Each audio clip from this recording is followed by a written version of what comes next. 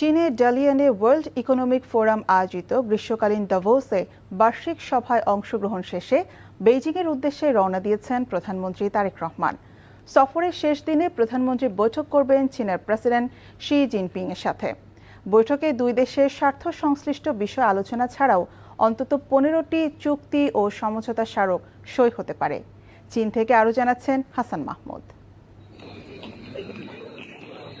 চীন সফরের তৃতীয় দিনে ওয়ার্ল্ড ইকোনমিক ফোরামের 17তম annual meeting of the new champions এর সভায় যোগ দেন প্রধানমন্ত্রী তারেক রহমান। সভায় দক্ষিণ কোরিয়া, গিনি, কাজাখস্তান সহ 90টিরও বেশি দেশ ও অঞ্চল থেকে 1700-র বেশি প্রতিনিধি অংশ নেন।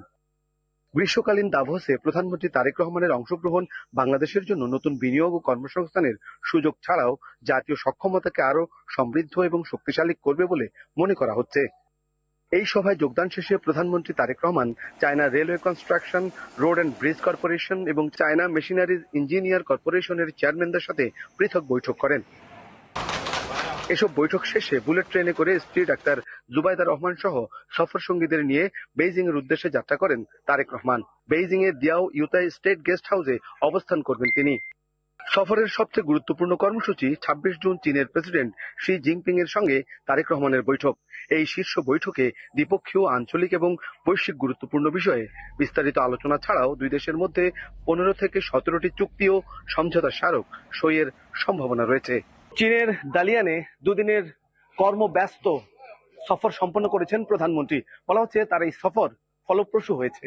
এখন অপেক্ষা বেইজিং এ চীনের প্রেসিডেন্ট শি জিনপিং এর সাথে প্রধানমন্ত্রীর সাক্ষাৎ, সমঝোতা স্মারক স্বাক্ষর সহ বিভিন্ন চুক্তির বিষয়গুলো সামনে রয়েছে। তাই অপেক্ষা করতে হবে চীনের সাথে বাংলাদেশের দ্বিপাক্ষিক বিনিয়োগ এবং অর্থনৈতিক বিষয়গুলো কতটা প্রাধান্য পাবে সেদিকে। তাই আগামীকাল কর্মব্যস্ত দিন কাটাবেন Tarique Rahman. Hasan Mahmud, NTV news, Beijing, China. দর্শক, প্রধানমন্ত্রীর সংবাদ সংগ্রহে চীনে আছেন আমাদের স্পেশাল করেসপন্ডেন্ট হাসান মাহমুদ। সফরের সবশেষ খবর এবং প্রধানমন্ত্রীর আজকের কর্মসূচির বিস্তারিত জানিয়েছেন তিনি। প্রধানমন্ত্রী তারেক রহমান এই মুহূর্তে দালিয়ান সফর শেষ করে রয়েছেন বুলেট ট্রেনে। তার উদ্দেশ্য বেইজিং, চীনের বেইজিং অর্থাৎ রাজধানীতে আসছেন তিনি এবং তার সফর রয়েছে চীনের বেইজিং এ এবং দুদিন সেখানে সফর করবেন। মূলত এই সফরে, বেইজিং এর সফরে চীনের প্রেসিডেন্ট শি জিনপিং এর সাথে তার বৈঠক রয়েছে, যেখানে দ্বিপক্ষীয় অনেক বিষয় উঠে আসবে এবং উঠে আসবে নানান বাংলাদেশ এবং চীনের মধ্যকার নানান বিষয়, যেখানে সবগুলো বিষয় হয়তো স্থান পাবে।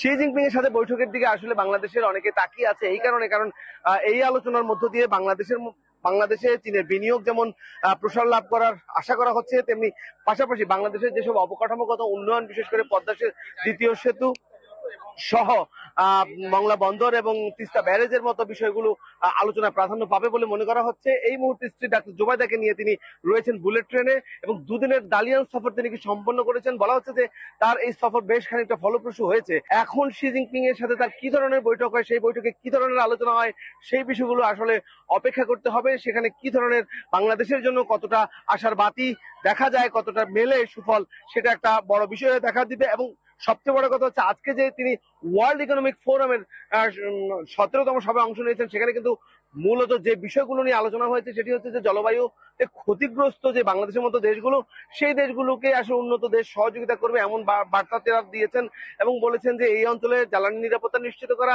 শান্তি প্রতিষ্ঠা করা এবং সন্ত্রাস দমন, বিশেষ করে কৃত্রিম বুদ্ধিমত্তা নিয়ে এবং প্রযুক্তিগত উন্নয়ন সবকিছুই আলোচনায় প্রাধান্য পেয়েছে। এবং আগেই বলেছি যে 1700 প্রতিনিধি 90টি দেশের ও বেশি, এবং তারা সবাই নানান বিষয়ে বিশেষজ্ঞ, সেই বিশেষজ্ঞরাই অংশগ্রহণ করেছেন এইসব আলোচনায়। সন্ধ্যা নাগাদ চীনের বেইজিং এ এসে প্রধানমন্ত্রী তারেক রহমান হাজির হবেন। হয়তো বিকেলে সন্ধ্যায় প্রধানমন্ত্রীর পক্ষ থেকে তার প্রেস উইং হয়তো একটি সংবাদ সম্মেলন করবে, সেখান থেকে আমরা বিস্তারিত আপনাদেরকে জানিয়ে দিতে পারবো।